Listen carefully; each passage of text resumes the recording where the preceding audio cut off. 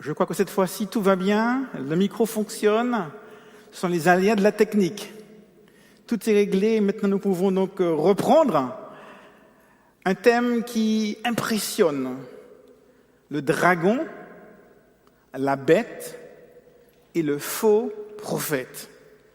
C'est vrai que lorsque l'on parle de bête, de dragon, on imagine des animaux monstrueux, terrifiants. Et c'est vrai que l'Apocalypse nous parle de choses qui sont parfois terrifiantes également. Et cet après-midi, j'aimerais donc que nous puissions examiner une sorte de trinité diabolique, ou plutôt une anti-trinité, dont il est question dans le livre d'Apocalypse à plusieurs reprises. Et nous voyons que dans le chapitre 16 de l'Apocalypse, au chapitre 13, je lis: « Je vis sortir de la bouche du dragon et de la bouche de la bête et de la bouche du faux prophète 3 esprits impurs semblables à des grenouilles. Car ce sont des esprits de démons qui font des prodiges et qui vont vers les rois de la terre afin de les rassembler pour le combat du grand jour du Dieu Tout-Puissant. » Waouh! On nous dit que des esprits impurs sortent de la bouche de ces 3 puissances. Cela impressionne. On dit des esprits de grenouilles. Lorsqu'on parle des grenouilles, cela fait référence à ce qui s'est passé donc, lorsque le peuple d'Israël était en Égypte, l'une des plaies d'Égypte. Et c'était le dernier miracle que les magiciens de Pharaon avaient réussi à imiter face à ce que Moïse, lui, faisait. Donc, on peut imaginer que ce sont les dernières grandes séductions qui seront opérées par ces 3 puissances à la fin des temps. Et là, le contexte du chapitre 16, ce sont les plaies qui vont succéder à la fin des temps. Et là, à la 6e plaie, là, ils prennent toute leur importance. On retrouve une mention donc de ces 3 puissances au chapitre 20. Lorsque Dieu s'apprête à les détruire, dans Apocalypse au chapitre 20 et au verset 10, « Et le diable qui les séduisait fut jeté dans les temps de feu et de soufre, où sont la bête et le faux prophète. » Et déjà, au chapitre 19, on nous en parlait. Comment Dieu va intervenir pour mettre un terme à l'activité de cette trinité diabolique. Pour identifier ces puissances, on nous donne un indice.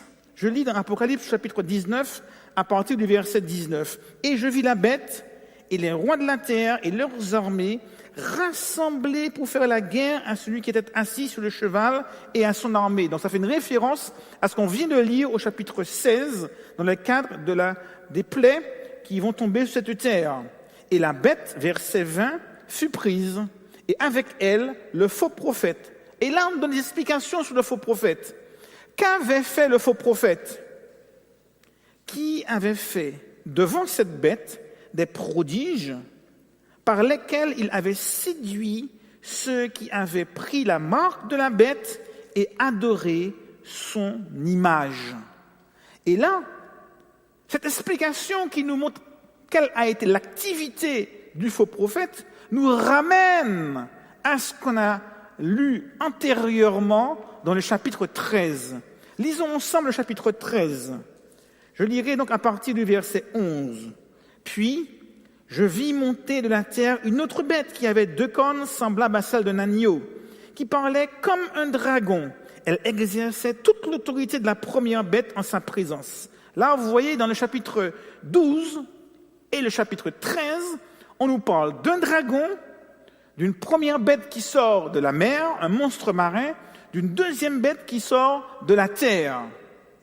Et là, cette deuxième bête qu'on appelle la bête qui sort de la terre, eh bien, correspond à ce qui est dit ailleurs comme étant le faux prophète. Pourquoi? Je lis au verset 12, « Elle exerçait toute l'autorité de la première bête en sa présence et faisait que la terre et ses habitants adoraient la première bête dont la blessure mortelle avait été guérie. Elle opérait de grands prodiges, même jusqu'à faire descendre du feu du ciel sur la terre à la vue des hommes. Et elle séduisait les habitants de la terre par des prodiges qui lui étaient donnés d'opérer en sa présence. disant aux habitants de la terre de faire une image à la bête qui avait la blessure de l'épée et qui vivait. Il lui fut donné d'animer l'image de la bête afin que l'image de la bête parlât et qu'elle fit que tous ceux qui n'adoreraient pas l'image de la bête fussent tués. Et elle fit que tous, petits et grands, riches et pauvres, libres et esclaves, reçussent une marque sur leur main droite ou sur le front, et que personne ne put acheter ni vendre sans avoir la marque, le nom de la bête ou le nombre de son nom. On voit très bien que l'activité ici du faux prophète correspond à l'activité de cette bête qui monte de la terre. Donc la bête qui monte de la terre et le faux prophète sont les mêmes. Et lorsqu'on parle de ces trois puissances, on peut les identifier. Alors le dragon, au chapitre 12, on explique très clairement. Le dragon qui est le serpent ancien, appelé le diable et Satan. On voit très bien une activité diabolique qui va mettre en place une activité autour de l'adoration. Pour que les hommes puissent adorer une bête qui monte de la terre. Mais cette adoration n'est possible que grâce à une pression exercée sur les hommes par le faux prophète, ou si vous préférez, la bête qui vient de la terre. On a là un mélange entre la puissance politique, la puissance religieuse et la puissance démoniaque. Un mélange entre la puissance démoniaque, religieuse et politique. Si on veut comprendre ce faux prophète, son activité, on réalise déjà qu'il ne se présente pas son véritable aspect. On nous dit qu'il a des cornes comme un agneau. Il a l'air et il ressemble à un agneau. Mais il parle comme un dragon. Autrement dit, une puissance qui ne paraît pas être ce qu'elle est réellement. Et lorsqu'on la voit a priori, on lui donnerait, j'ai envie de dire, le bon Dieu sans confession. Ah, il est gentil, il nous veut du bien, il fait tout pour notre bien. Mais dans la réalité, son intention est malsaine. Deuxièmement, ce faux prophète, ou cette bête terrestre, ce monstre terrestre, est complice pour pousser les hommes à une adoration malsaine de la première bête et du dragon.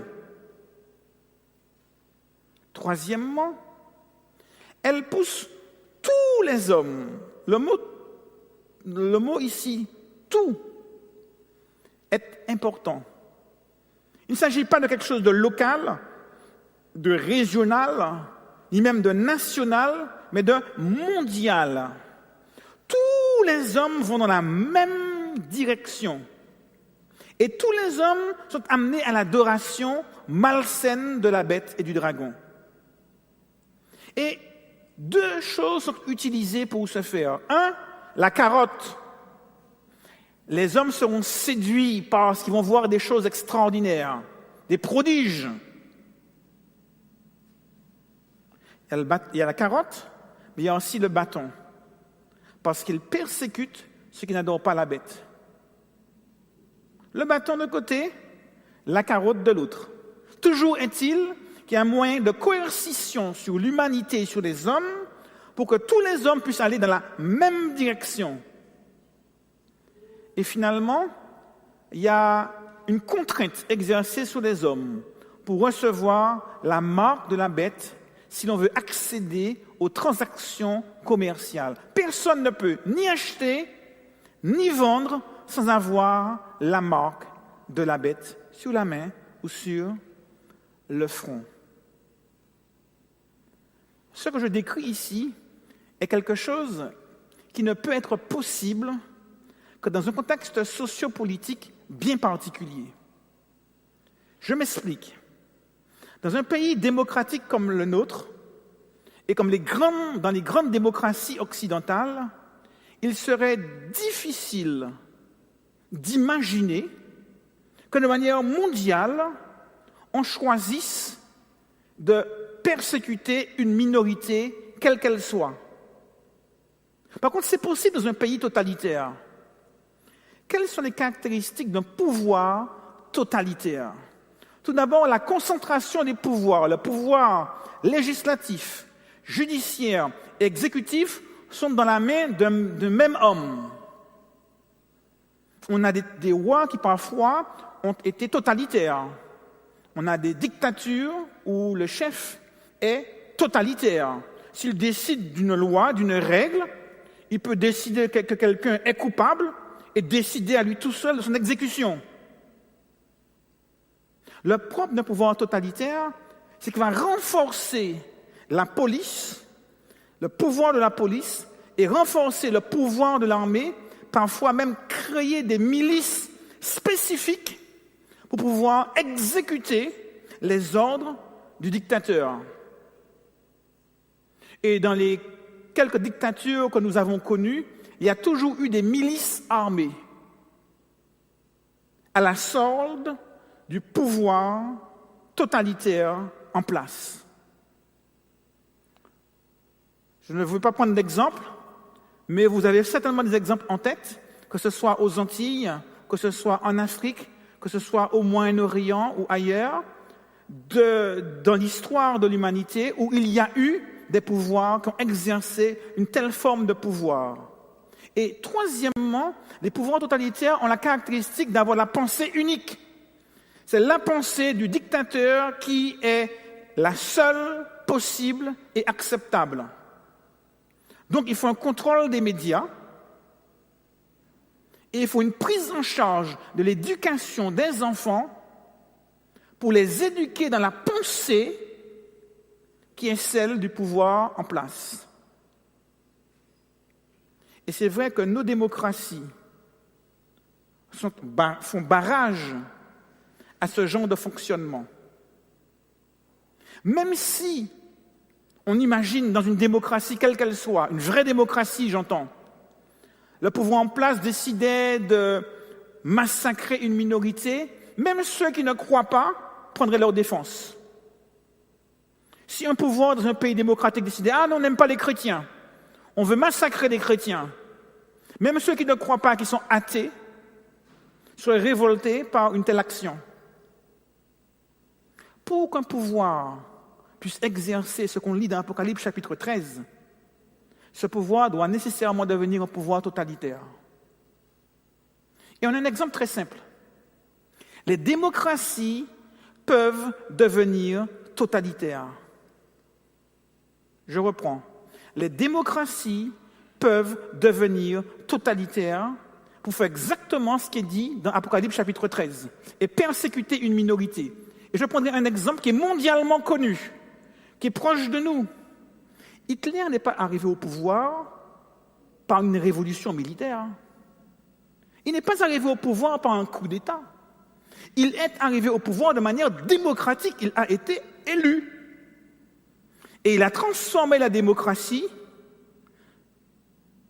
de son pays en régime totalitaire aux seules fins de persécuter et d'exterminer une minorité. Et tout ce que je décris ici, c'est mis en place. Mise en place d'une milice armée.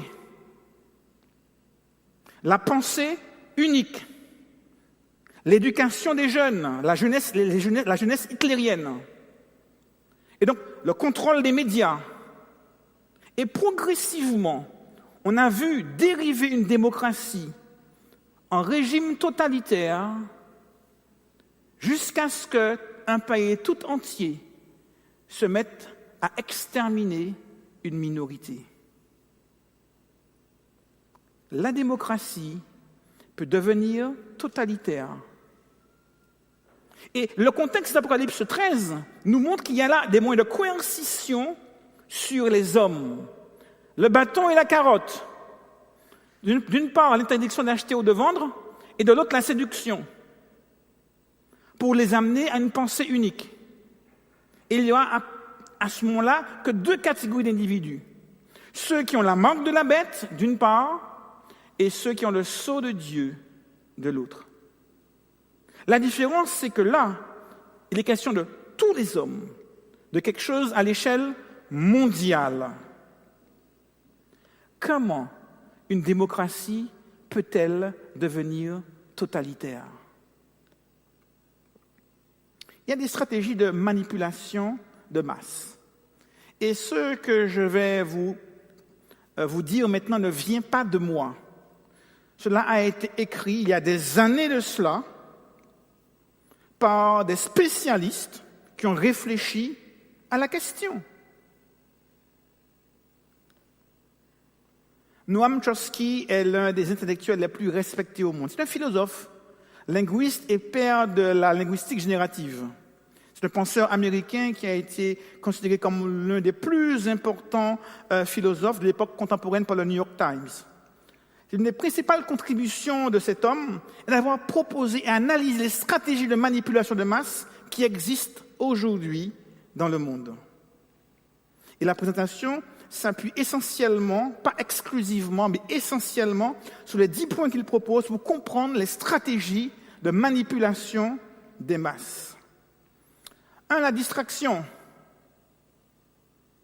Alors, il s'agit de diriger l'attention du public vers des sujets non pertinents de manière à pouvoir les garder occupés sur des sujets annexes.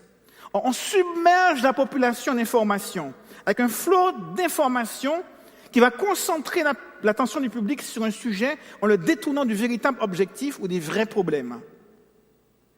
Matin, midi et soir, que ce soit dans la presse écrite, que ce soit dans les journaux télévisés, que ce soit à la radio, on bombarde, on bombarde, on bombarde, on bombarde et on bombarde. Toute allusion à ce que vous vivez aujourd'hui est de votre responsabilité. Du matin au soir, pendant une semaine, pendant 1 mois, pendant 2 mois, pendant 3 mois, des images qui se succèdent, des publicités. On va vous bombarder d'informations. Les médias sont un formidable outil de manipulation. Il y a 2 choses importantes à savoir sur les médias. Ce n'est pas moi qui le dis, c'est des analyses. Le filtrage par les médias, qu'est-ce donc? On considère souvent que les médias sont là pour apporter une information objective. Une information objective, ça n'existe pas. En réalité, ils ont la capacité, s'ils le désirent, de transformer l'information, de nous manipuler en dirigeant notre attention sur ce qui est souhaitable de voir. Ça veut dire quoi? Que je vais vous montrer le seul endroit où ça marche mal, si je vais vous faire avoir le sentiment que tout marche mal. Bon, mais s'il y a 10 000 choses qui vont bien, la seule chose où ça ne va pas bien, je concentre les projecteurs dessus, on a l'impression que tout va mal. Alors qu'il n'y a qu'un seul endroit où ça va mal. Il y a ce qu'on appelle la distorsion par les médias. Les médias peuvent pratiquer une distorsion de la réalité pour différentes raisons. En effet, la plupart des médias sont en lien avec la politique, le gouvernement, les banques, l'industrie, ce qui entraîne un parti pris. Et les chefs des chaînes télévisées sont en lien avec les arcanes du pouvoir. Alors cela entraîne un parti pris, une distorsion de l'information diffusée, voire une filtration. L'information doit donc non seulement plaire au public, mais aussi aux généreux bienfaiteurs. Deuxième stratégie. Problème, réaction, solution. Il s'agit d'une stratégie de manipulation de masse destinée à prendre des décisions impopulaires. Une technique de manipulation consiste à créer un problème. Tous les problèmes ne sont pas créés. Ils sont parfois créés, parfois grossis, parfois exacerbés, pour susciter une réaction et inciter le peuple à demander une solution. L'avantage de ce cas précis est que le peuple lui-même demande et accepte la mise en place d'une solution qu'elle va elle-même s'appliquer. Imaginons que vous souhaitez mettre en place des lois sécuritaires et donc liberticides. Créer de l'insécurité et le peuple demandera plus de sécurité, quitte à accepter moins de liberté. Créer une crise économique et le peuple demandera à être rassuré, quitte à accepter un recul des droits sociaux. Un autre avantage de cette technique, c'est d'avoir l'opportunité pour le manipulateur de se faire passer pour un sauveur. Il y a un problème et je suis là pour vous sauver. Ça ne veut pas dire que le problème n'existe pas. Il existe peut-être vraiment, mais la seule réponse à ce problème se trouve être celui qui vous propose la solution miracle. La gradualité. On ne peut pas accepter d'être brimé facilement. Et quand on brime le peuple, il a tendance à se révolter. Alors on fait une stratégie pour le faire graduellement. Elle consiste à appliquer peu à peu les mesures pour les rendre pratiquement imperceptibles. C'est ce qui s'est passé par exemple avec la réduction des droits du travail. Des mesures, des formes de travail ont été mises en œuvre dans différentes sociétés pour finir par présenter comme normal le fait qu'un employé ne bénéficie d'aucune garantie de sécurité sociale. Autrement dit, on va progressivement mettre les choses. On crée un impôt nouveau, généralement, il est très très très faible. C'est presque 1 euro symbolique. Et puis après, hop là, l'objectif, c'est de l'augmenter progressivement une fois que le principe de ce nouvel impôt est accepté par la population. Troisièmement, on va différer. On fait croire que la mesure temporaire qui est préjudiciable va nous apporter demain un grand bénéfice. L'objectif est que les personnes s'habituent à la mesure et ne la rejettent pas. Serrez-vous la ceinture aujourd'hui pour que Noël puisse passer les fêtes comme il se doit. On applique les mesures, mais on vous donne une perspective d'une amélioration possible qui n'arrive jamais. Troisième technique, dont parle Chomsky, infantiliser le public. Il s'agit d'une des stratégies de manipulation de masse cherchant à neutraliser le sens critique de la population. Et beaucoup d'hommes politiques commencent leur argumentaire par « laissez-moi vous expliquer ». Vous ne comprenez pas, mais je suis là pour vous dire les choses, pour vous expliquer les choses. Donc des prises de parole très officielles qui consistent donc à vous expliquer les choses. Sixièmement, recourir aux émotions. Faire appel aux émotions permet d'éviter l'intervention de la raison et donc notre sens critique. Ce n'est pas moi qui le dis, ce sont les spécialistes en communication qui ont expliqué et décortiqué ce fonctionnement. Les émotions sont la porte d'entrée de notre inconscient et donc de nos désirs, de nos pulsions, de nos comportements inconscients. Le but est de court-circuiter la part rationnelle de l'individu. Alors on va utiliser la peur pour créer un climat de peur. Et cela permet de rendre l'individu plus réceptif à une idée afin qu'il admette plus facilement la nécessité d'y adhérer. On considère qu'un niveau de stress permanent et élevé diminue les capacités de réflexion, d'action et d'organisation de l'individu. Vous comprenez ce que je dis? On crée une peur face à un problème peut-être réel, face à un problème peut-être exagéré. Mais on crée cette peur et on entretient cette peur. Et quand cette peur est bien entretenue, le niveau de stress augmente. D'ailleurs, de nos jours, les psychologues, en 2020, n'ont jamais autant travaillé. Et c'est une longue queue devant les psychothérapeutes, tellement le niveau de stress est important. Et quand il y a un haut niveau de stress, la faculté de réflexion est diminuée, parce que l'émotion prend le dessus. Septièmement, créer des publics ignorants, endormir la curiosité pour le savoir, accorder peu de valeur aux produits de l'intelligence. Je passerai rapidement sur ce point. Promouvoir des publics complaisants. Vous savez, la majorité a toujours raison. Voyez comment on fait en Allemagne, c'est pareil en Italie, c'est pareil en Espagne, c'est pareil partout.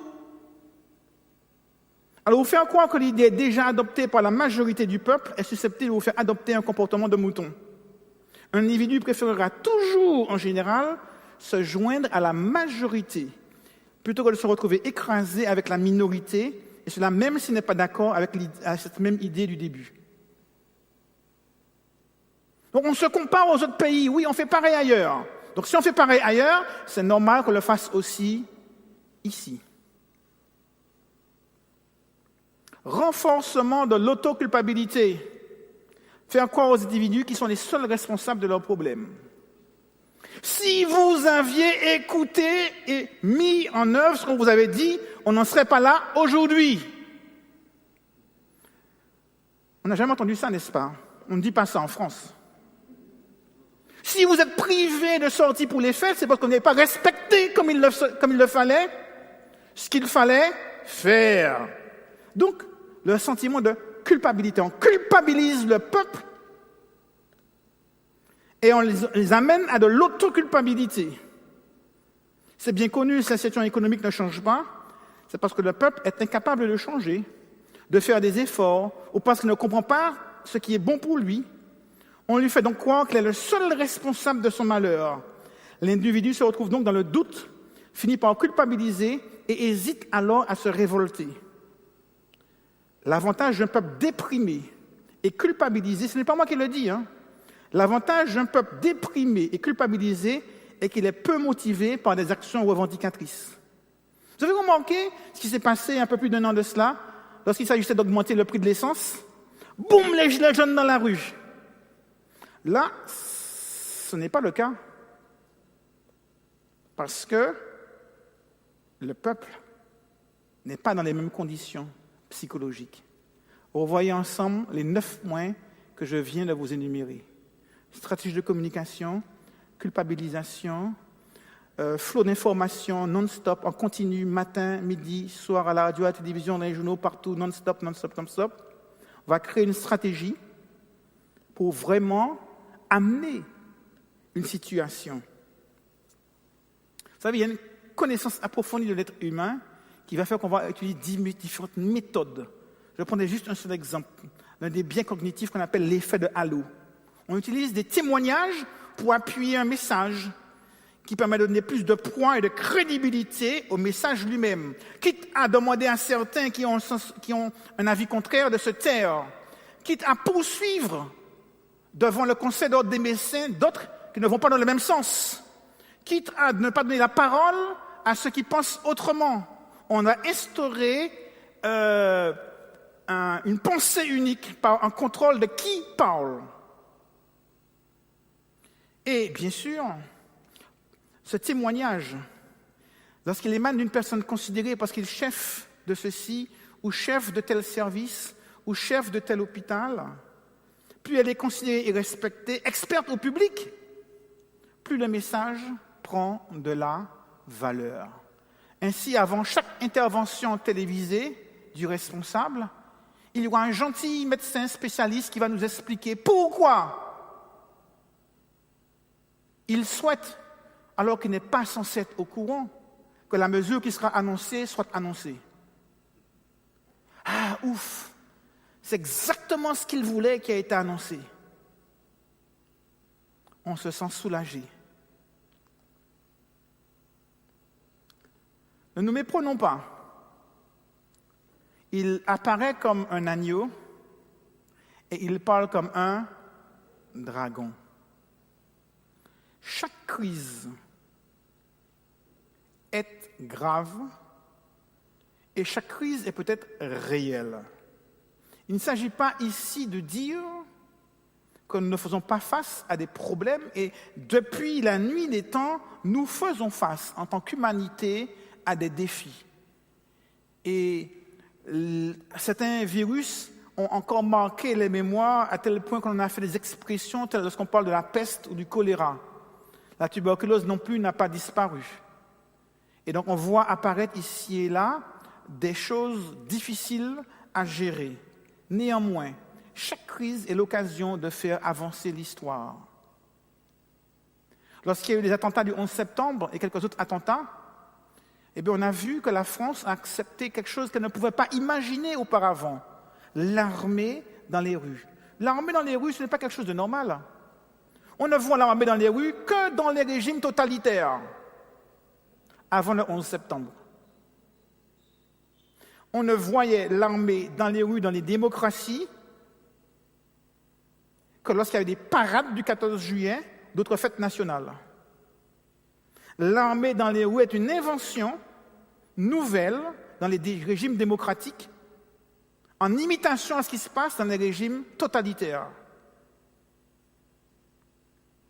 Après, on a vu d'autres crises, des crises liées au djihad, des pauvres qui se font égorger, des innocents qui se font laminer.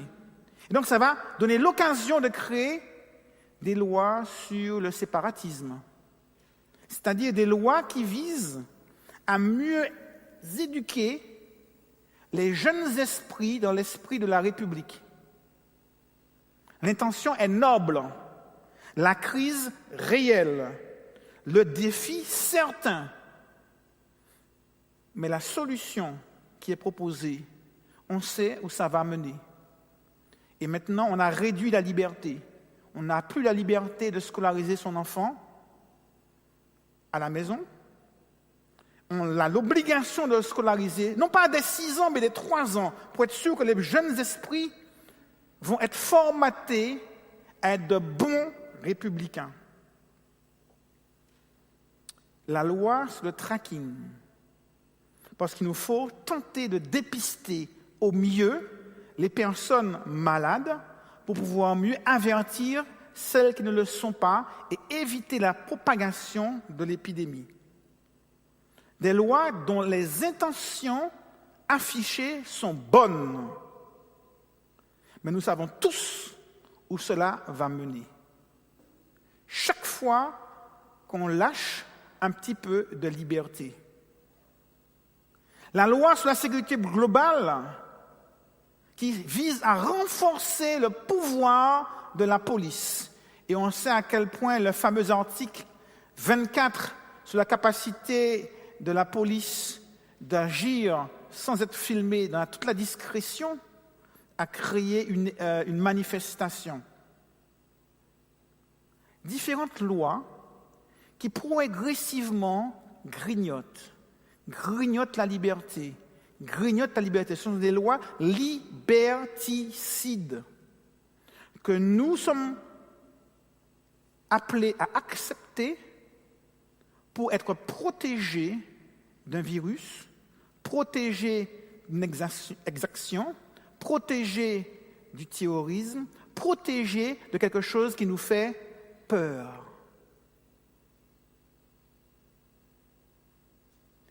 Et les démocraties sont en danger de dériver, n'oubliez pas la loi sur la gradualité des choses, graduellement, petit à petit, progressivement, mais certainement dans une direction liberticide.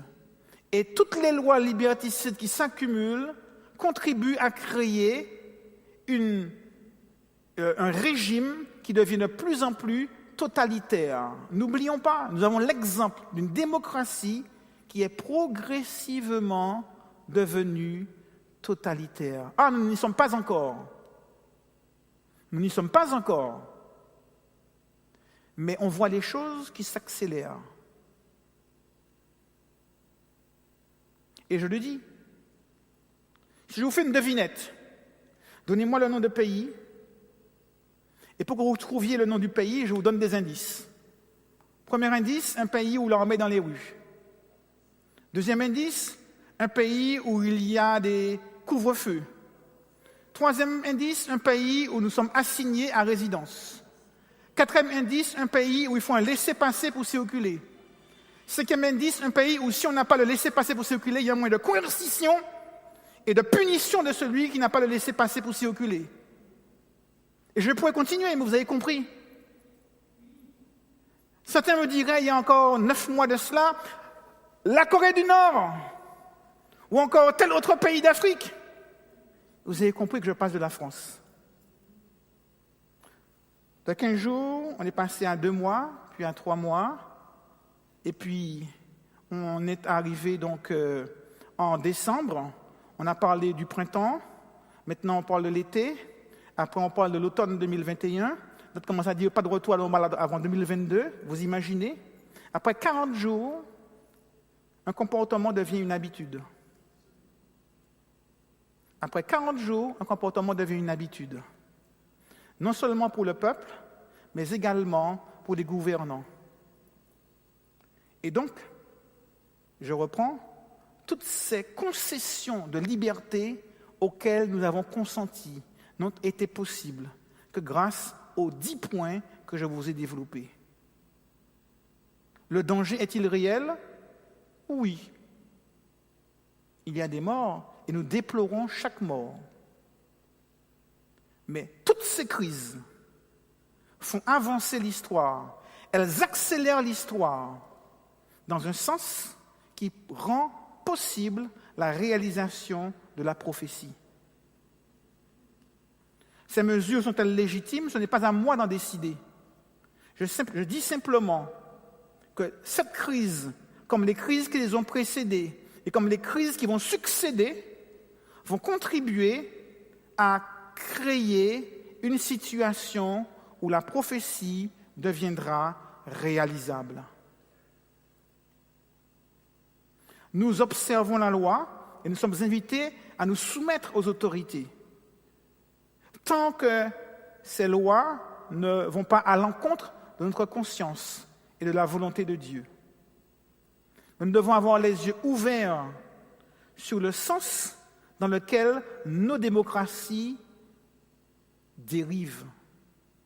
Et c'est un enjeu qui nous dépasse et qui dépasse la France.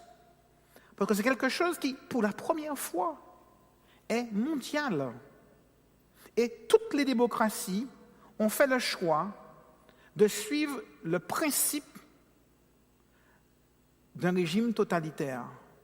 D'habitude, quand il y a une crise, la doctrine française a toujours été de prendre soin des malades, de protéger les malades, de renforcer le milieu hospitalier, de renforcer les moyens pour aider, pour secourir, pour soigner, pour protéger. Et là, on a changé de doctrine. Aussi surprenant que cela, on a adopté la doctrine chinoise, qui est un régime totalitaire, qu'on a importé dans toutes nos démocraties, où on a consisté non pas à s'inquiéter et à entourer les plus faibles d'entre nous, mais plutôt à soumettre l'ensemble du peuple à une assignation à résidence et à une perte de liberté pour pouvoir lutter contre une pandémie bien moins virulente que la peste, que le choléra ou que la tuberculose. Et donc, à partir de là, c'est un choix politique qui a été fait. Pas qu'en France. Et c'est ce qui est plus surprenant. C'est une affaire qui dépasse le raisonnement. Réfléchissons. On nous a dit à la télévision, dernièrement, quand c'était le mois sans tabac. Et on nous a rappelé les chiffres de morts du tabac en France. Combien de personnes meurent du tabac en France chaque année? Ils ont dit 75 000 chaque année. Pourtant, ces 75 000 morts ont eu l'air de beaucoup moins inquiéter les autorités que les 35 000 morts du Covid. Et on pourrait prendre les chiffres de l'alcool, les chiffres de la drogue, etc. Pourtant, il n'y a pas de loi interdisant le tabac, ni l'alcool, ni quoi que ce soit. On peut mourir de l'alcool, on peut mourir du tabac, on peut mourir de beaucoup de choses. Par contre, c'est interdit de mourir du Covid.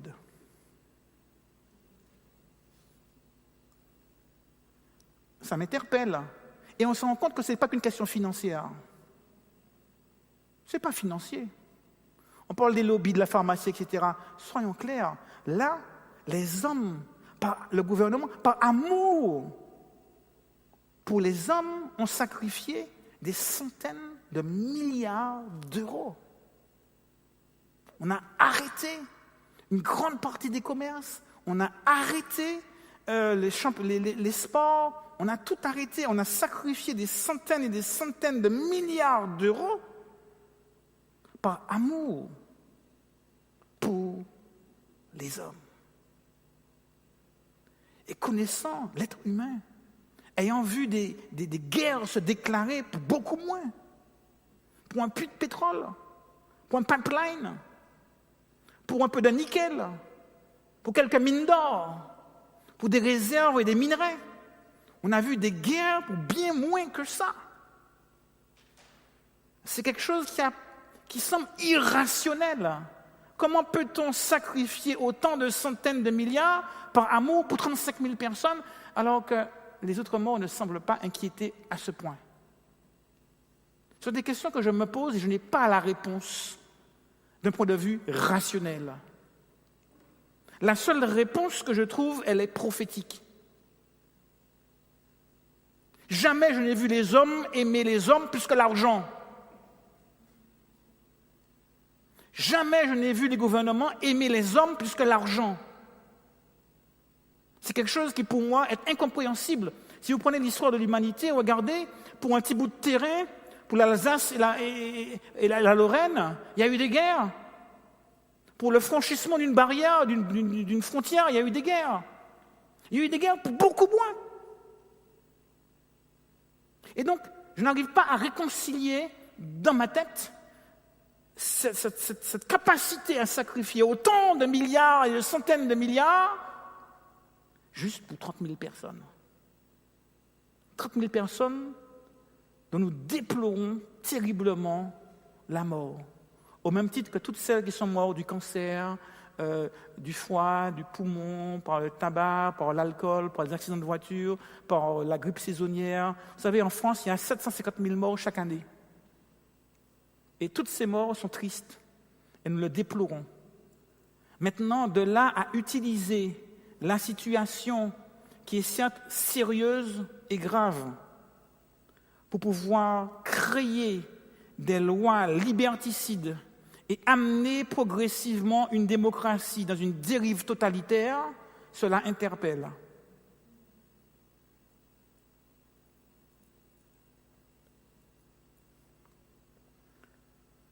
Remarquez que le moyen de pression est commercial.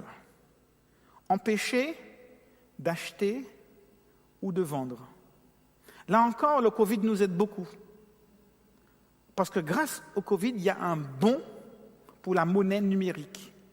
Depuis le Covid, de nombreux gouvernements et citoyens ont considéré les paiements numériques comme un moyen efficace d'effectuer les transactions tout en réduisant le risque de propagation du virus.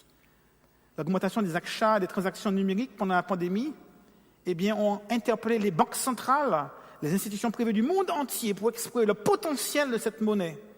Et en raison de cette évolution, on va avoir de plus en plus une monnaie numérique mise en place et réfléchie par la Banque centrale comme un moyen alternatif de réaliser des transactions dans un monde de plus en plus numérisé. Comment, à l'époque de Jean, pouvait-on imaginer qu'on puisse empêcher les hommes d'acheter ou de vendre alors même que le troc était la principale manière d'acquérir des objets? Aujourd'hui, on assiste progressivement à la disparition de l'argent sous forme de billets et de pièces, qui représentait il y a encore quelque temps 3% de l'argent en règle générale. Et ce chiffre diminue et ça ira jusqu'à disparaître complètement. Cette technologie, elle existe en grande partie déjà.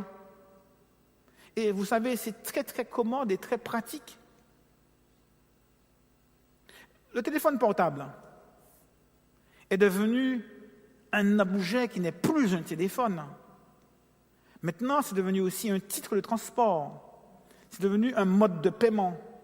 Et on y mettra bientôt la carte d'identité, le passeport et tout ce dont on a besoin pour pouvoir circuler. Et ce sont des choses qui existent déjà. Mais il y a une faiblesse au téléphone. Quelle est sa faiblesse? On peut se faire voler son téléphone, il peut se casser, et on peut surtout ne plus avoir de batterie. Mais, si le téléphone, et ça existe déjà, il n'était qu'un simple terminal, et que les informations étaient juste sur une puce, qui était implantée dans les parties les plus fines de la peau, qui sont la main. Alors, ça simplifierait les choses. On ne peut plus voler ma carte d'identité. J'ai ma carte bleue en permanence avec moi. Le paiement sans contact à distance, hop, on va au magasin, on se sert, on repart, automatiquement on est débité. Je prends l'avion, mon type de transport y est, mon type de transport y est, mon passeport y est, mon permis y est aussi quand je suis sur la route. Et on peut très facilement donc avoir une garantie de ne pas perdre ces données. Et à partir de n'importe quel téléphone ou terminal, on peut lire ces données.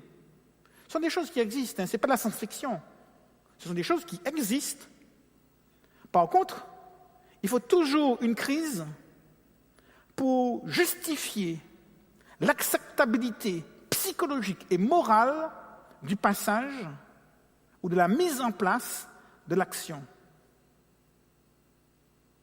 Vous imaginez, vous avez un bébé, le kidnapping, si le bébé il est pucé, pouf, on le retrouve facilement. D'ailleurs, mon chien, il est pucé. Et on passe un petit scan, tout de suite on sait qui il est, qui est son papa, son dernier vaccin, sa carte d'identité, et on sait tout de lui. Pucer les humains, c'est quelque chose qui nécessite des étapes intermédiaires. Et si on admet qu'on peut être traqué, qu'on peut être tracé, qu'on peut être pisté, parce qu'on nous invite à le faire, on peut imaginer que demain, ça devient plus acceptable de se faire pucer. Ce sont des choses qui sont très pratiques, très commodes, avec beaucoup d'avantages. Comme je vous l'ai dit, je ne peux plus perdre ma carte d'identité, on ne peut plus me voler, j'ai en permanence avec moi mes documents les plus importants, etc. Je peux être facilement identifiable quand je vais faire des achats au supermarché. Mais le jour où on en arrive là, je sais aussi que je peux être déconnecté juste avec un bouton. On appuie sur un bouton et vous n'êtes plus personne. Carte d'identité, titre de transport, passeport, permis de conduire, carte bleue, possibilité d'acheter ou de vendre, tout est fini. Ce que je dis, c'est que nous avons aujourd'hui acquis une technicité, une technologie suffisante pour comprendre que ce qui était irréalisable à l'époque de l'apôtre Jean devient aujourd'hui réalisable. Ce que je vous dis, c'est que la prophétie telle qu'on la lit n'est pas directement réaliste tant qu'on n'a pas transformé nos grandes démocraties pour rendre possible la réalisation de cette prophétie. Ce que je vous dis, c'est que chaque crise, celle de 2001 et toutes les crises suivantes et toutes les crises présentes et toutes les crises à venir accélèrent le processus par lequel les démocraties sont transformées pour arriver à un stade où toutes ces choses seront possibles.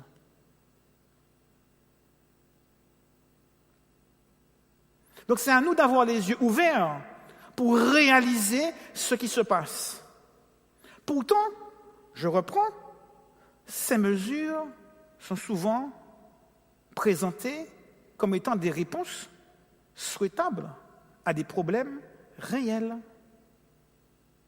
Il ressemble à un agneau et parle comme un dragon. Ce n'est pas un dragon qui ressemble à un dragon qui parle comme un dragon, il ressemble à un agneau.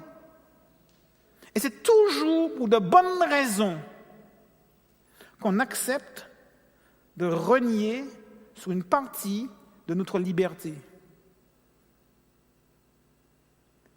C'est la raison pour laquelle, au chapitre 14 de l'Apocalypse, 3 anges nous mettent en garde. Craignez Dieu et donnez-lui gloire, car l'heure de son jugement est venue. Et adorez celui qui a fait le ciel, la terre, la mer et les sources d'eau.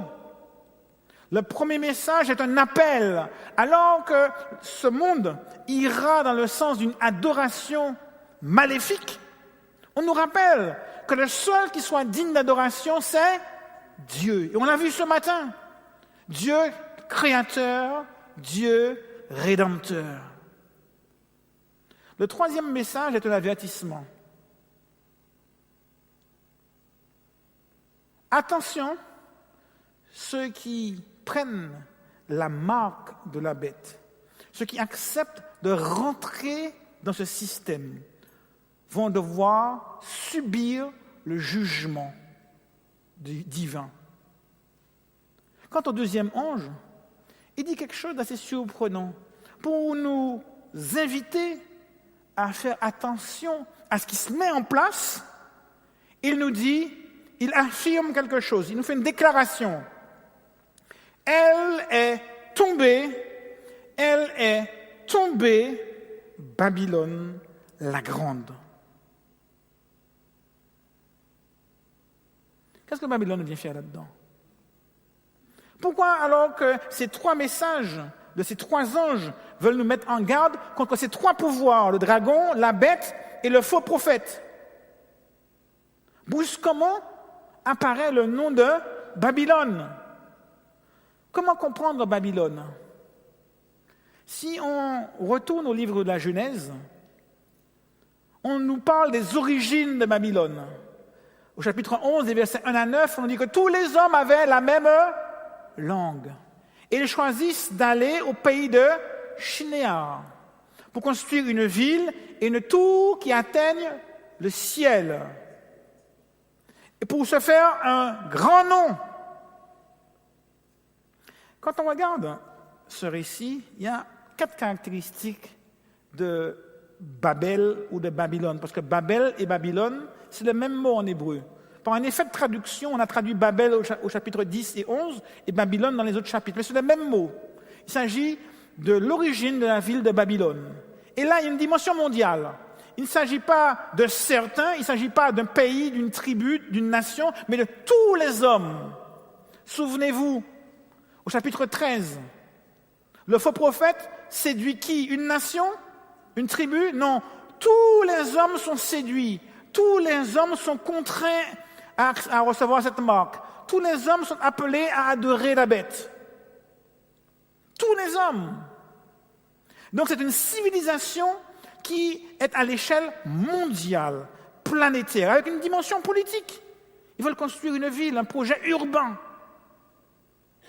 un projet religieux, parce que la tour est un lieu où, au sommet et tout en bas, il y avait des autels pour les sacrifices aux idoles, des ziggourats, et opposés à la volonté de Dieu, qui à plusieurs reprises avait dit multipliez, remplissez la terre, ne restez pas regroupés. Ils ont voulu se regrouper, ils ont voulu faire un gouvernement mondial, centralisé, avec une dimension politique, une vision politique, un projet politique, une dimension religieuse, voire contraignante pour les hommes. La deuxième étape du symbole de Babylone, c'est au niveau de la captivité du peuple d'Israël qui a été emmené par Nebuchadnezzar captif à Babylone. On va voir, si vous lisez le livre de Daniel, que lorsqu'il faisait quelque chose, il appelait les hommes de toute nation, toute langue, toute tribu à venir. Donc il y avait une dimension internationale de ce royaume. Dimension religieuse aussi. Parce qu'il y a toujours un conflit entre les trois compagnons, Daniel, c'est un compagnon, et le roi par rapport au véritable Dieu. Quel Dieu pourra vous délivrer de la fournaise ardente? Oui, notre Dieu est capable de nous délivrer au roi. Et là, on voit vraiment qu'il s'agit d'établir qui est le véritable Dieu. Et Nebuchadnezzar va lutter à plusieurs reprises tout au long de son existence pour reconnaître en Dieu le vrai Dieu. Il a même mangé de l'herbe comme un bœuf à un moment donné. Une dimension politique. Il voulait que son règne perdure à jamais. Quand on lui dit que la statue avait plusieurs métaux, il dit non, on fait une statue tout en or. En clair, mon royaume ne disparaîtra jamais. Il y avait une dimension politique, une dimension religieuse, une dimension mondiale, et opposée à Dieu, opposée au peuple de Dieu. On retrouve ce symbole également à l'époque de Jean, lorsque l'Empire romain était désigné dans les écrits juifs comme étant Babylone. Parce que l'Empire romain, comme l'Empire néo-babylonien, était un empire qui avait conquis l'ensemble du bassin méditerranéen, une dimension internationale, une dimension politique, un projet politique, mais aussi une dimension religieuse, avec le développement du culte de l'empereur. Je ne vous parle même pas de son opposition au peuple de Dieu, parce que les chrétiens et les juifs ont eu à subir les foudres de Rome plus d'une fois, et même, on va voir, le temple, en 70, détruit. Tout comme l'Empire babylonien avait détruit le temple construit par Salomon, l'Empire romain ont à l'occasion de détruire le temple à Jérusalem, de persécuter les chrétiens en 64 après Jésus-Christ sous Néron et même sous Dioclétien des années 90, etc. Donc on voit bien là un pouvoir, une civilisation qui a une dimension politique, religieuse, opposée à Dieu, mais également mondiale. Je nous dis que dans les derniers temps, on va voir apparaître une puissance qui est apparente à Babylone. Et ce n'est pas étonnant, parce qu'on a vu que le dragon, la bête et le faux prophète, c'est une combinaison d'un pouvoir diabolique, d'un pouvoir religieux, d'un pouvoir politique, qui a les moyens de coercition sur les humains pour les contraindre par la persécution à recevoir une marque, s'ils veulent continuer à acheter ou vendre. Et là, le message du deuxième ange nous dit « Elle est tombée, Babylone, la grande. » Qu'est-ce que la chute de Babylone ? Cette chute, on l'a décrite au chapitre 18. Et si nous ouvrons nos Bibles dans Apocalypse chapitre 18, on nous dit « Je vis descendre, à partir du verset 1er, du ciel un autre ange qui avait une grande autorité. La terre fut éclairée de sa gloire. Il cria d'une forte voix, disant « Elle est tombée, Babylone la grande. » Et il va décrire cette chute. Elle est devenue une habitation de démons. Tiens, on retrouve toujours la présence de démons, une activité diabolique, un repère de tout esprit impur, de tout oiseau impur et odieux. Parce que toutes les nations ont bu du vin et de la fureur de son impudicité, et les rois de la terre sont livrés avec elle à l'impudicité, et les marchands de la terre sont enrichis par la puissance de son luxe. Et on nous décrit la chute de Babylone. Déjà, on voit que Babylone est en complicité avec les rois de la terre. On voit que Babylone est en complicité avec les démons. On voit que Babylone est en complicité avec deux autres catégories. Les rois de la terre. C'est qui les rois de la terre ? Les responsables politiques, qu'on soit roi, qu'on soit président, qu'on soit premier ministre, les gouvernements en général, les gouvernants en général, les rois de la terre, et les marchands, les hommes d'affaires, ceux qui font du business, ceux qui font du commerce. On va les voir s'acoquiner ensemble. Et ça nous rappelle le chapitre 13. Parce que pour persécuter le peuple de Dieu, il faut ce mélange de pouvoirs diaboliques, religieux et politiques pour amener les hommes à l'adoration de la bête, pas de Dieu, de la bête, avec des moyens de coercition qui sont économiques. La chute de Babylone n'est pas une chute politique. La chute de Babylone n'est pas une chute liée à la guerre. La chute de Babylone est décrite au chapitre 18 comme étant la chute du commerce mondial. Nous lisons au chapitre 18 à partir du verset 11. « Les marchands de la terre pleurent et sont dans le deuil à cause d'elle, parce que personne n'achète plus leur cargaison d'or, d'argent, de pierres précieuses, de perles, de fin lin, de pourpre, de soie, d'écarlate, toute espèce de bois de ceinture, d'objets d'ivoire, en bois très précieux, en airain, en marbre, en fer, en cinnamone, d'aromates, de parfums, de myrrhe, d'encens, de vin, d'huile, de farine, de blé, de bœufs, de brebis, de chevaux, de chars, de corps et d'âmes d'or. Wow, quelle liste! Elle est longue. Pourquoi est-elle si longue? Parce que Jean veut nous faire comprendre que tous les domaines d'activité sont concernés. L'alimentaire, le bâtiment, le militaire, le luxe. Tous les domaines d'activité sont concernés par une chute mondiale du commerce international.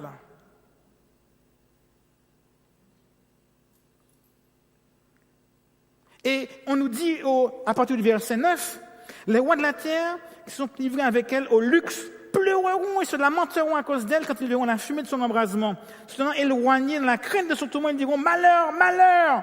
La grande ville, cette grande civilisation, cette grande vision politique que nous avions à l'échelle mondiale, En une seule heure, cette ville puissante, en une seule heure est venu ton jugement. Quelque chose de subite, quelque chose d'imprévisible, quelque chose d'inattendu, quelque chose de soudain. Alors qu'on était dans l'opulence, brusquement, tout s'effondre. Brusquement, tout s'effondre. Et vous savez, nous sommes dans le luxe. Le plus pauvre d'entre nous est dans le luxe. Bien sûr, il y a des vrais pauvres qui sont SDF. Mais globalement, même ceux qu'on dit pauvres sont dans un bâtiment en dur, ne sont pas exposés à la neige, ni au froid, ni à la pluie. Ils n'ont qu'à tourner un robinet pour avoir de l'eau courante. Ils n'ont pas besoin de faire 10 km à pied pour aller au puits le plus proche. Ils n'ont qu'à appuyer sur un bouton pour avoir l'électricité et sur un autre bouton pour avoir un chauffage. Pas besoin d'aller couper du bois pour faire du feu, pour cuisiner ou pour se réchauffer. Alors, rien que ça, c'est un luxe. Vous savez que les rois de France, il y a 4 siècles de ça, n'avaient pas. Rien que ça, c'est un luxe. Un toit, de la chaleur, de l'eau, de l'électricité, du chauffage, c'est déjà un luxe. Et le seul problème de ceux qui vont au supermarché, c'est de savoir quel fromage ils vont acheter. Tellement il y a des sortes de fromages. C'est un luxe. Et on se sent à l'aise, confortable. Mais un luxe tellement fragile, tellement provisoire. Tout ceci dont nous bénéficions aujourd'hui peut s'en aller en un claquement de doigts. Il suffit d'arrêter toutes les machines, toutes les usines, toutes les productions aujourd'hui. Et dans 15 jours, les rayons des supermarchés sont vides. Un petit virus invisible a arrêté partiellement une grande partie du business, du commerce, du sport international. On parle du Covid-19, mais peut-être qu'il y aura le Covid-25, ou 29, ou 31, ou 35. Ce n'est rien. Ce n'est qu'un petit aperçu. Ce n'est qu'un petit aperçu de ce qui est possible. Quelque chose qui n'est pas prévu en janvier 2020. Personne n'avait prévu ce qui s'est passé. Pourtant, c'est arrivé. Et si on vous avait dit en janvier 2020 que vous seriez assigné à résidence, vous ne l'auriez pas cru et vous auriez souri. Jamais on arrêtera le championnat de France de football, il y a trop de milliards en jeu. Mais oui, jamais on ne fermera Orly. Mais oui, même la Deuxième Guerre mondiale n'a pas suffi à fermer Orly. Un tout petit virus a réussi. Un tout petit virus a réussi. Alors qu'on parle de grosses bêtes, c'est une toute petite bête qui était venue. Et qui a mis le bazar partout. Cette crise, elle est réelle. Je ne sous-estime pas cette crise. Je dis simplement que chaque crise est un prétexte pour faire avancer et accélérer l'histoire dans le sens de la prophétie biblique. Cette crise n'est pas la première. Cette crise n'est pas la dernière. Et chaque crise va nous amener dans une direction qui est exactement celle de la prophétie biblique. Alors qu'on s'attendait à une crise militaire ou politique, on a une crise sanitaire qui s'est transformée en crise économique, familiale, psychologique, émotionnelle. Et là maintenant, nous sommes interpellés parce qu'il y a 2 catégories de personnes. D'un côté, je lis, au chapitre 9, on nous dit les rois de la terre qui pleurent, qui sont dans le deuil, les marchands de la terre avec elles qui se lamentent. Et de l'autre, au verset 20, vous les saints, les apôtres, les prophètes, réjouissez-vous, car Dieu a fait justice en la jugeant ceux qui se réjouissent. Les temps sont difficiles. Et face aux temps difficiles qui sont surtout devant nous plus qu'aujourd'hui, il y a ceux qui pleurent d'une part et ceux qui se réjouissent de l'autre. Et si nous avons compris cela, Nous sommes interpellés pour nous poser la question, où sommes-nous dans notre relation avec Dieu? Le moment viendra, et il est à la porte, où nous serons dans la situation d'Apocalypse chapitre 13, d'où l'avertissement de l'ange. Nous serons peut-être tentés de ne pas perdre notre travail. Pour ne pas perdre notre travail, on va vouloir peut-être être tenté de se compromettre. Pourquoi? Mais finalement, tout le monde le fait. Et puis finalement, si je n'ai pas de travail, je perds ma maison. Si je perds ma maison, je deviens SDF. Et ce sera une persécution économique. Et l'ange nous dit, faites attention, parce que ce système économique auquel vous tenez pour ne pas perdre votre maison, votre voiture, votre travail et tout ce que vous avez, il est voué à disparaître. Babylone, elle est tombée. Et ce système auquel nous tenons avec légitimité est un système qui est appelé à disparaître. Là où est ton trésor, là aussi sera ton cœur. D'où l'importance de placer notre trésor où? Dans le ciel. Nous sommes avertis. Et quand la situation devient difficile, quand elle devient critique, quand les crises se succèdent, nous savons que ces choses doivent arriver. Nous savons que ces choses vont permettre à la prophétie de se réaliser. Puissions-nous faire partie, non pas de ceux qui pleurent, mais de ceux qui se réjouissent. Puissions-nous faire partie, non pas de ceux qui vont se lamenter, mais de ceux qui vont se confier en Dieu. Parce que nous savons que notre trésor est dans le ciel. Dernier texte que je vous propose, d'Apocalypse, chapitre 21. Puis je vis un nouveau ciel et une nouvelle terre, car le premier ciel et la première terre avaient disparu, et la mer n'était plus. Au verset 2 du chapitre 21, je poursuis. Et moi, Jean, je fis descendre du ciel d'auprès de Dieu la ville sainte, la nouvelle Jérusalem, préparée comme une épouse qui s'est parée pour son époux. J'entendis du ciel une forte voix qui disait, « Voici le tabernacle de Dieu avec les hommes. Il habitera avec eux, ils seront son peuple. Et Dieu lui-même sera avec eux et sera leur Dieu. Il essuiera toute larme de leurs yeux, et la mort ne sera plus. Il n'y aura plus ni deuil, ni cri, ni douleur, car les premières choses ont disparu. » À l'époque de Nebuchadnezzar, Jérusalem a été rasée, le temple brûlé, et Babylone apparaissait glorieuse.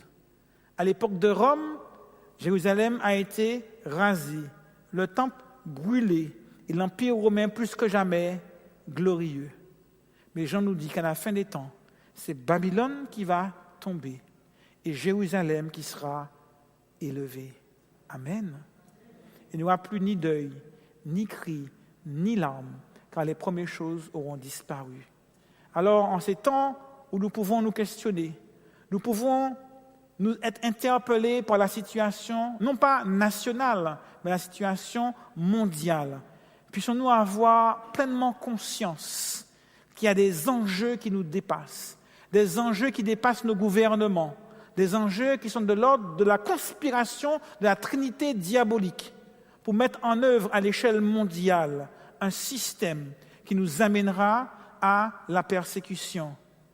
Et donc, alors que nous vivons des situations compliquées, on garde les yeux fixés sur celui qui a vaincu, celui qui a combattu, celui qui protège et garde ses enfants pas à pas. Nous n'avons rien à craindre. C'est la raison pour laquelle la Bible nous parle du lion de la tribu de Juda. C'est la raison pour laquelle la Bible nous parle de Michaël, le combattant, Jésus-Christ. C'est la raison pour laquelle l'Apocalypse nous parle de Jésus, souverain sacrificateur, qui intercède pour ses enfants, qui va étendre ses ailes sur nous pour nous protéger, pour nous guider, et que nous soyons de ceux qui puissent porter fièrement, non pas la marque de la bête, mais le sceau de Dieu sur le front, de ceux qui ont fait le choix de dire « J'appartiens à Dieu. Ma cité n'est pas de ce monde, mais au ciel. Ma capitale n'est pas de ce monde, mais dans la nouvelle Jérusalem. Parce que mon roi, c'est le roi des rois, le Seigneur des seigneurs. l'agneau qui a été immolé, Jésus-Christ, notre Seigneur et Sauveur. Amen.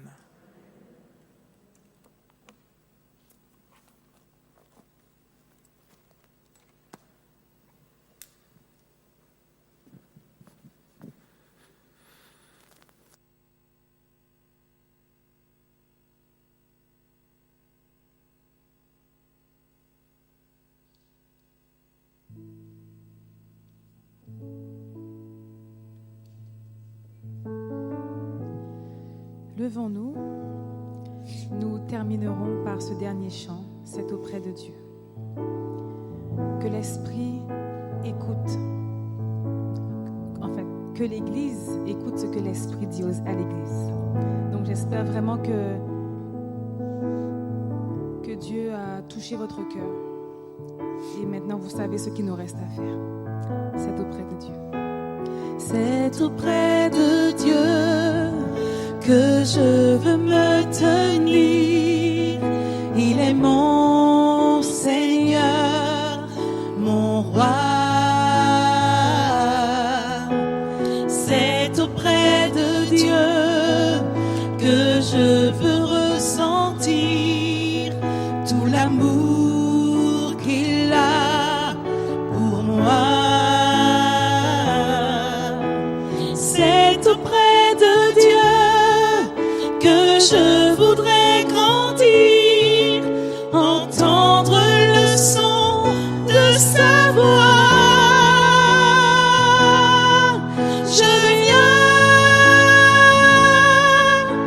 Je viens devant le trône, par ta grâce je me tiens, en ta présence je lève les yeux vers le lieu saint pour contempler ta face. Je veux rester près de toi.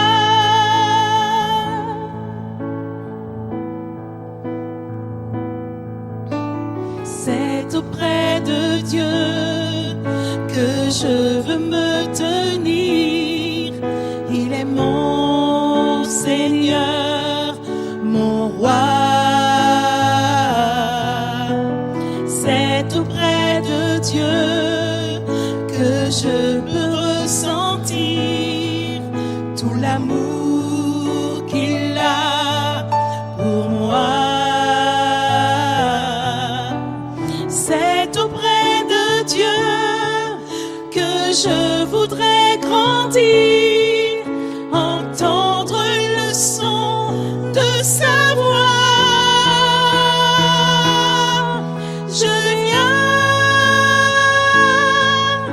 Je viens devant le trône, par ta grâce je me tiens, en ta présence je lève les yeux vers le lieu saint pour contempler ta face. Je veux rester près de je viens devant le trône, par ta grâce je me tiens, en ta présence je lève les yeux vers le lieu saint pour contempler ta face. Je veux rester près de toi. Je veux rester près de toi. Je veux rester près de toi.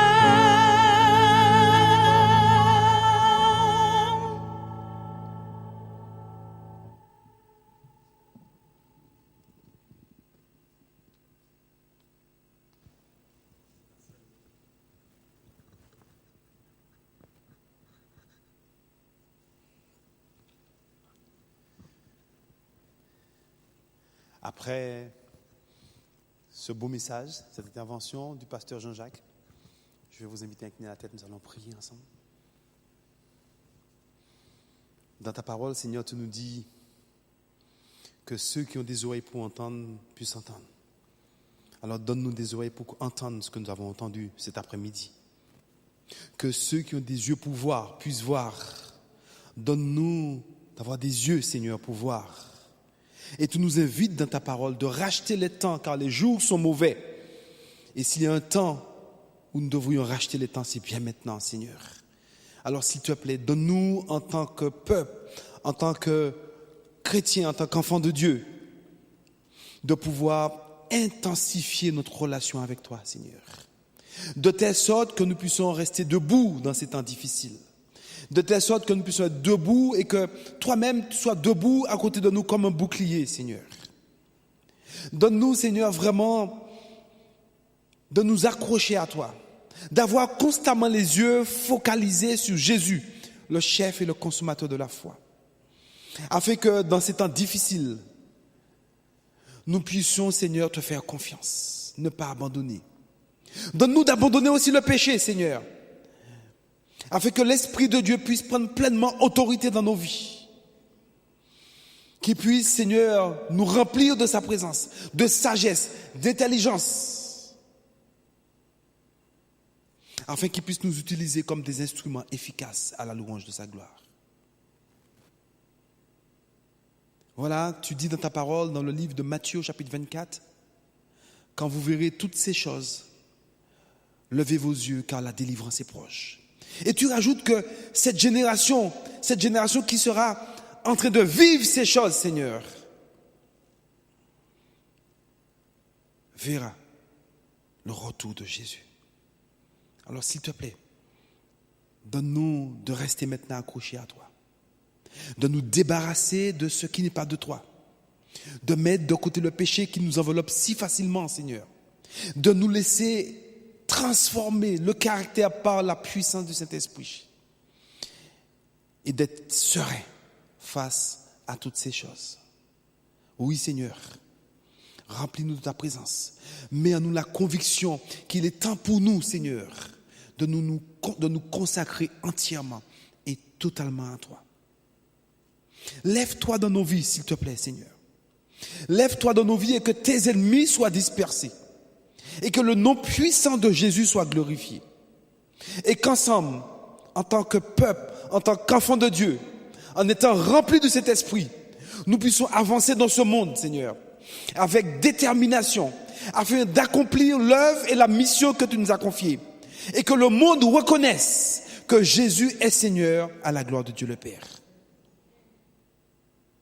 Seigneur, s'il te plaît, suscite en nous ce réveil individuel et collectif, afin que dans ces temps particuliers, l'Église puisse briller de mille feux à la louange de ta gloire. Que ton nom soit glorifié, que ton nom soit exalté au nom de Jésus. Amen.